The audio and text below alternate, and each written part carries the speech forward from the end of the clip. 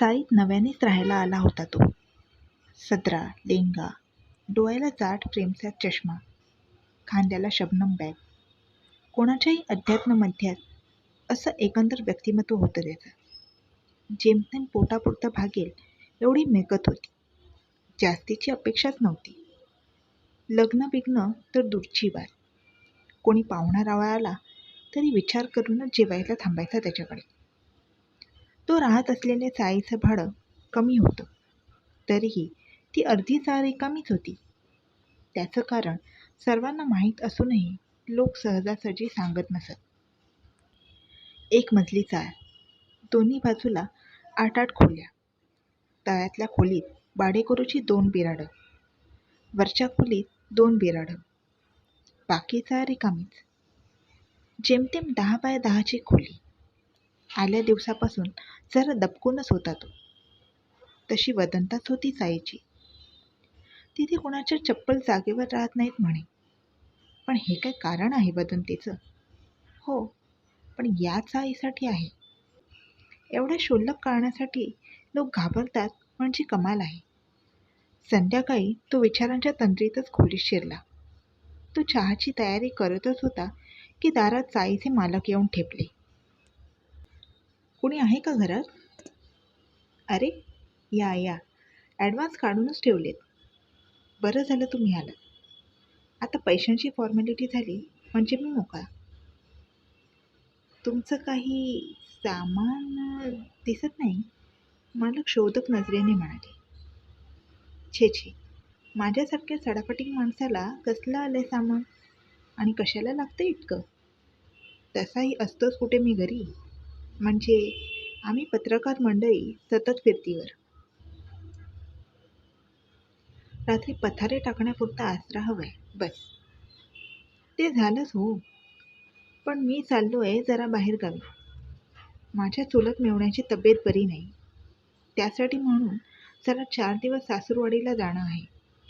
तुम्ही आता एकटे पडाल. नाही म्हणजे या मजल्यावरच्या 2 खोल्या भाड्याने दिल्यात, बाकीच्या बंद आहेत. आणि ज्या भाड्याने दिल्यात त्यांची मुदत उद्या संपणार आहे. बरं मग? नाही, तसं काही नाही. तुम्ही जरा रात्री लवकरच या खोलीवर. रात्रीचे दिवे नसतील ना इथे, म्हणून म्हटलं. शिवाय रात्री कसले आवाज आले तर लक्ष देऊ नका. इथे बांधकामावर असलेल्या मजुरांची पोरं येतात खेळायला.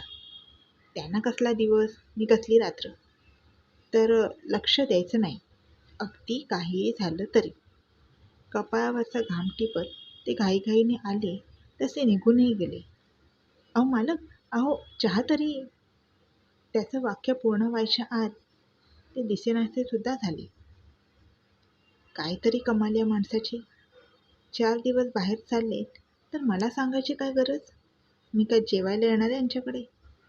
भलताच सैरभैर दिसतोय हा माणूस. त्याने स्वतःसाठी चहा करायला घेतला.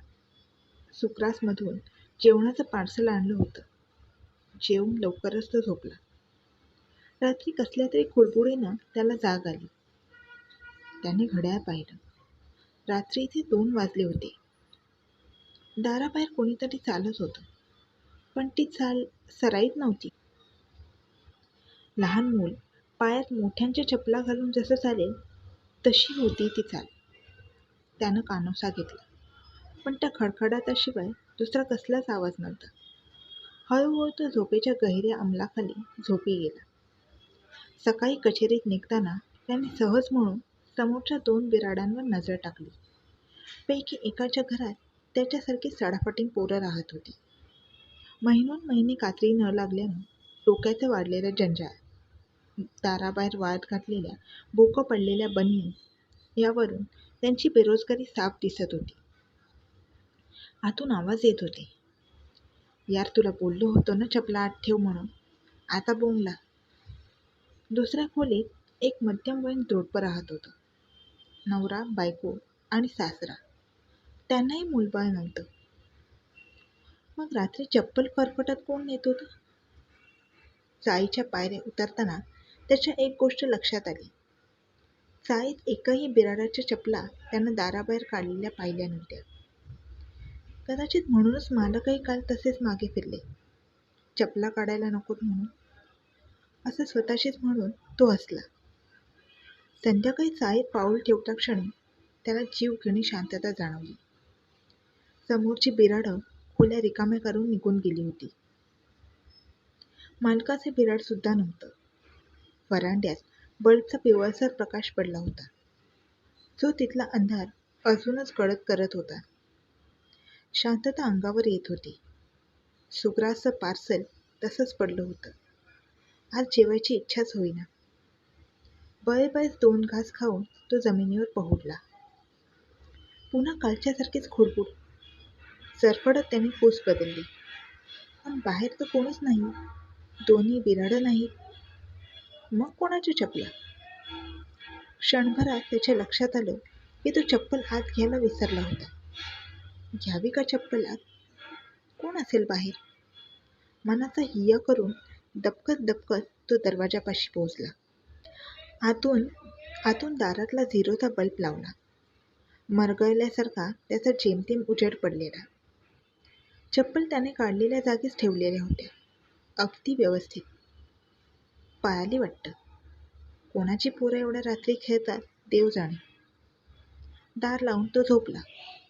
सकाळी नेहमीच्या तयारीने कचेरीत जायला निघाला. सवयीने कुलूप लावून चप्पल घालणार तेवढ्यात, अरे चप्पल रात्री तर इथेच होत्या. त्याने सर्व घरांसमोर चक्कर मारली. तसाच अनवाणी खाली आला. वाटेत नवा जोड विकत घेऊन कचेरीत गेला. संध्याकाळी पुन्हा घरी आल्यावर चपला बाहेर काढल्या. रात्री पुन्हा तोच प्रकार. यावेळी त्यानं दार उघडलं नाही. सकाळी पाहतो तर चपला गायब. काय साला नाटकं आहेत. आता पैसेही नाहीत जवळ.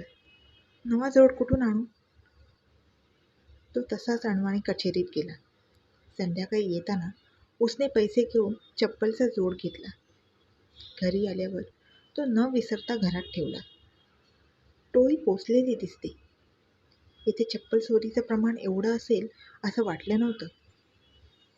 आज सुग्रासचं पार्सल नव्हतं. उधारीवर चप्पल आणल्या होत्या त्याने. महिनाअखेरीस हिशोबाचा मेळ बसला नसता म्हणून गेले 2 दिवस एका बिस्किटाच्या पुड्यावर राहिला होता तो. आज खोलीबाहेर नुसती धावपळ ऐकू येत होती. 2 लहान मुलं एकमेकांशी खेळत होती. धावायची, खिदळायची, मध्येच पडायची. बराच वेळ हेच चालू होतं. तो वैतागला. झोपच येत नव्हती. या पोरांच्या आईबापाला काळजी नाही वाटत का? खुशाल रात्रीची बाहेर खेळायला सोडतात. काम चालू आहे म्हणे. उपासाने त्याने मान झटकली. एक मिनिट. पण इथे जवळपास तर कुठचंच बांधकाम चाललेलं नाही. कोणत्या साईचं रिनोव्हेशन देखील नाही. मग इतक्या लांबून कोणती मुलं येत असतील इथे खेळायला? तो विचारांच्या तंद्रीतच होता की त्याला जाणवलं सर्व आवाज थांबले. हिही. त्यानं कानोसा घेतला. अरे कोण आहे रे? त्याचा पारा चढला होता. वैतागून त्यानं दिवा लावला आणि दार उघडलं. पाहतो तर बाहेर कोणीच नाही. शेजारच्या घराच्या दाराशी ठेवलेल्या पाण्याच्या पिंपामागे चाहूल जाणवली. तो निर्धाराने पुढे झाला. पिंपामागे काळोख होता. त्या काळोखात 4 ते 5 वयोगटाची 2 मुलं अंग चोरून उभी होती. एक मुलगा, एक मुलगी. मुलीने साधासा फ्रॉक घातलेला, तर मुलाच्या अंगात मळका शर्ट आणि हाफ चड्डी होती. केसांचे बॉबकट. गोंडेच होते दोघंही, पण त्यांच्या चेहऱ्यावर अवकाळा पसरली होती. कांती पांढुरकी पडली होती त्यांची. गोरेमोरे होऊन दोघे चिडीचूप उभे होते. काय रे, इथे काय करताय अशा वेळी? आई बाबा कुठे आहेत तुमचे? झोप नाही येत तुम्हाला? मुलीचा चेहरा रडवेला झाला होता. आता ती मोठ्याने भोकाट पसरणार असं वाटून तो म्हणाला, अरे असं रडू नये बाळा. मी ओरडलो नाही तुला. फक्त विचारलं, हो की नाही? थांबा हां, खाऊ देतो तुम्हाला. असं म्हणून तो खोलीत गेला. सकाळी विकत घेतलेल्या बिस्किटांच्या पुड्यातला एक पुडा घेऊन तो बाहेर आला. ते दोघंही तिथे नव्हते. पळाली वाटतं. तो खोलीत जाऊन झोपला. झोपेतही डोळ्यासमोर त्या मुलांचे निरागस चेहरे समोर येत होते. 2च मिनिटात त्याला गाढ झोप लागली. दुसऱ्या दिवशी कचेरीहून घरी येताना त्यानं जेवणाच्या पार्सलसोबत एक बिस्किटचा पुडा घेतला. रात्री सर्व आवरल्यावर त्याने तो पुडा एका पिशवीत ठेवून ती पिशवी दाराच्या कडीला बाहेरून अडकवून ठेवली. आली तर खातील पोरं, या विचाराने त्यानं दार लावून घेतलं. रात्री पुन्हा बाहेर खुसफुस सुरू झाली. पोरांनी ठरवलं बहुतेक मला त्रास देईल. बराच वेळ पूस बदलल्यावर झोप लागेल म्हणून तो बाहेर आला. कालचीच मुलं असतील असं समजून कालच्या पिंपाजवळ गेला. तिथे कोणीच नव्हतं. वरांड्याच्या पायऱ्यांपर्यंत गेला. कोणीच नव्हतं. तसंच माघारी गेलो तर ते दोघे वरांड्याच्या लाकडी कठड्यावर बसले होते. अरे अरे बाळांनो, पडाल की. तो लगबगीने त्यांच्या जवळ गेला.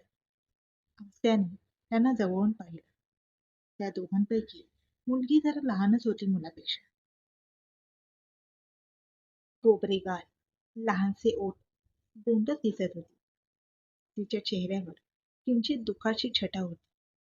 त्याने तिला खाली उतरवण्यासाठी म्हणून उचलून घेतले. तिचा स्पर्श कमालीचा थंड होता. मुलाला उतरवण्यासाठी त्याच्याकडे वळला तर तो गायब. पुन्हा मुलीकडे वळताच तो एकदम दचकला, कारण तो मुलगा तिच्या बाजूलाच उभा होता. दोघे त्याच्याकडे शून्य नजरेने बघत होते. अरे बाळांनो, मी तुमच्यासाठी खाऊ ठेवला होता, घेतला नाही तुम्ही? मुलगी आपली ढिम्मच. खाऊ नको तुम्हाला? बरं, मग काय पाहिजे? जेवायला हवं का?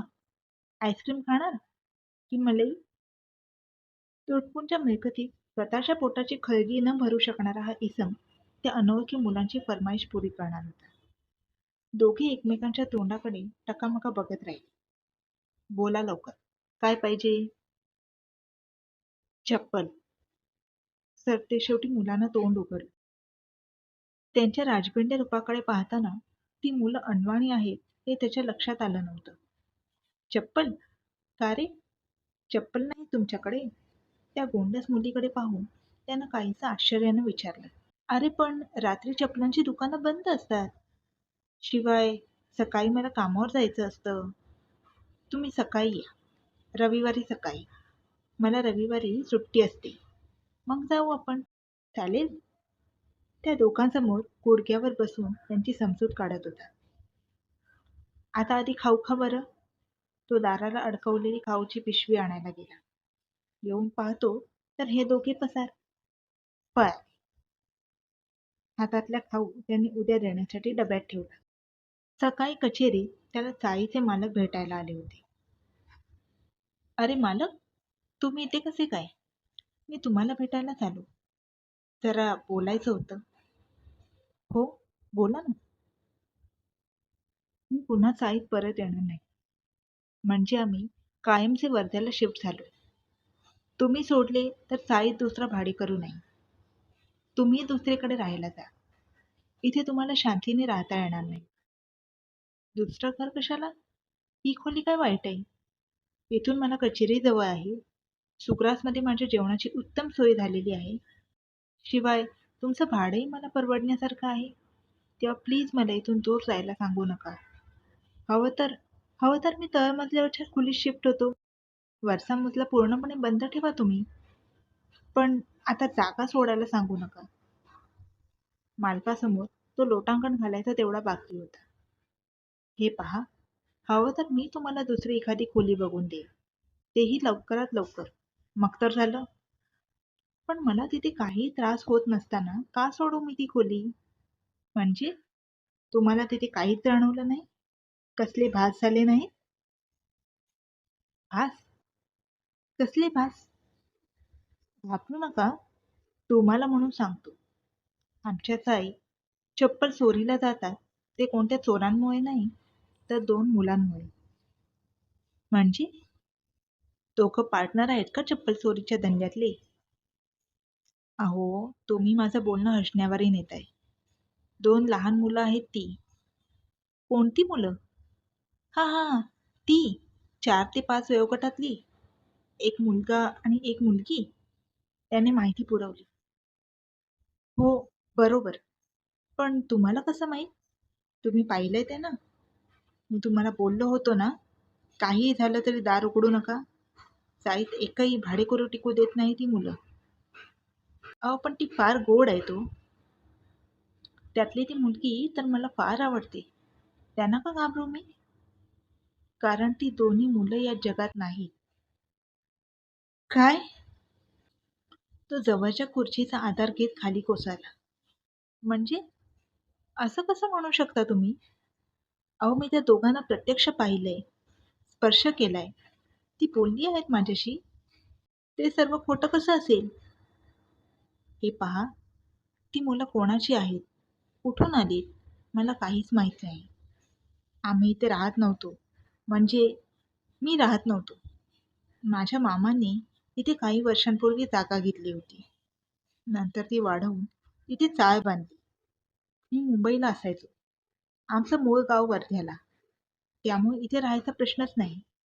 मामाला दोन्ही मुलीच असल्याने चाळीच्या देखभालीची जबाबदारी मी घेतली. तसाही मी कामानिमित्त मुंबईबाहेरच फिरत असतो. म्हणून मीही होकार दिला. गेल्या वर्षी मामा निवर्तले. दरम्यानच्या काळात चाळीत काही अफवा पसरल्या होत्या. चोरीच्या आणि इतरही काही. पण मी दुर्लक्ष केलं. चाळीत कुणीच भाडेकरू टिकेना. म्हणून म्हटलं शेवटी जाऊन बघून येऊ एकदाच. तेव्हापासून मी वर्षभर इथे राहतोय. मीही तो अनुभव घेतलाय. व्हरांड्यात बागडणं, खिडकीतून आत डोकावणं हे तर नित्याचंच. ती मुलं चप्पल सोडून बाकी काहीच नेत नाही. कोणाला त्रास देत नाही. फक्त रात्री धुडकूस घालतात. चुकून कोणी चप्पल बाहेर विसरलंच तर त्याला नवीन चप्पल घ्यावीच लागते. मग लोक घाबरायला लागली. इथे कोणी घर घेईनासं झालं. तुम्हाला दिलेल्या खोलीला व्हरांड्याच्या बाजूची खिडकी नाही.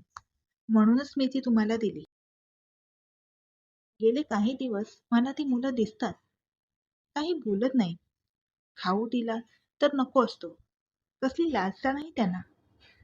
मग फक्त चपलांवरच त्यांचं एवढं प्रेम का असावं? आता समजलं ना तिथे राहायला मी का नको म्हणतोय ते.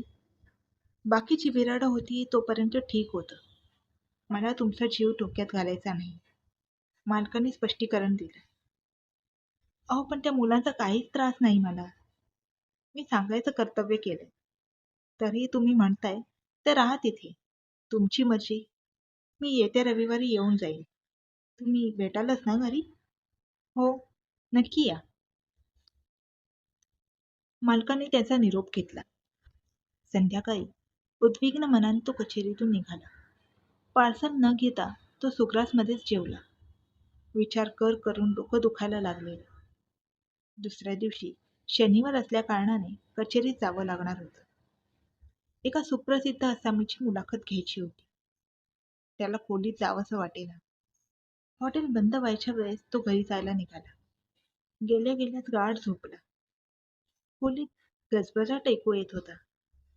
सकाळ झाली. खोलीत ऊन पडलं होतं. तो कोणा दुसऱ्याच्याच खोलीत होता. डोळे किलकिल्ले करून पाहिलं. खोली तीच होती. जागोजागी भिंतीचे पोपडे उडाले होते. समोरच स्टोव्हवर काहीतरी शिजत होतं. विटक्या साडीतली एक स्त्री मुलीला शाळेसाठी तयार करत होती. रात्रीची ती 2 मुलं तिथंच होती. मुलगा एका कोपऱ्यात अभ्यास करत होता. अंगात तोच शर्ट घातलेला. आई, आज शाळेत बूट घेतल्याशिवाय घेणार नाही बोलल्या बाई. अरे बाळा, उद्या नक्की आणू हा आपण. बाईंना सांग, आईचा पगार झाला की घेणार आई बूट. पण आई, तुला तर काम मिळालेलंच नाही अजून. मग कसला पगार मिळणार? अरे मिळेल रे का. तू नको काळजी करूस. बाबा कामावरून कधी येणार?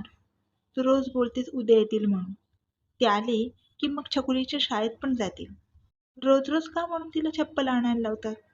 मी बाईंचं लक्ष नसताना पटकन जागेवर जाऊन बसतो. मग त्यांना समजतच नाही माझे बूट नाहीत ते. पण छकुलीला थोडीच जमणार माझ्यासारखं. जाऊ दे रे, घेतात तोपर्यंत शिका, नंतरचं कोणी बघितलंय. चला आवरा लवकर, शाळेला उशीर होतोय. त्या स्त्रीला निरोप देऊन दोन्ही मुलं निघाली. तो त्यांच्या मागोमाग जात होता. दोघेही अनवाणी चाललेले. छकुलीचं दप्तर तिच्या भावाने घेतलेलं. दोघेही सावधपणे चालत होते. इतक्यात समोरून एक ट्रक भरधाव वेगात आला. चालकाचे ट्रकवर नियंत्रण सुटले आणि ट्रक मुख्य रस्ता सोडून वेगाने पुढे आला. अचानक झालेल्या त्या हल्ल्याने मुलं भांबावली. काही काळाच्या आतच त्या ट्रकखाली चिरडली गेली. ते दृश्य त्याच्याने पाहवलं गेले नाही. त्यानं डोळ्यांवर ताडवा घेऊन मान दुसरीकडे फिरवली. तो रिवाइंड केल्यासारखं सर्व प्रसंग उलट मागे गेले. पोलिसला प्रकाश अंधाराच्या डोहात गुडूप झाला आणि त्याला खडबडून जाग आली. तो घामाने निथळत होता. घड्याळ पाहिलं. रात्रीचे 3 वाजले होते. मगाशी पाहिलेलं ते स्वप्न होतं तर. म्हणजे ही त्यांचीच खोली.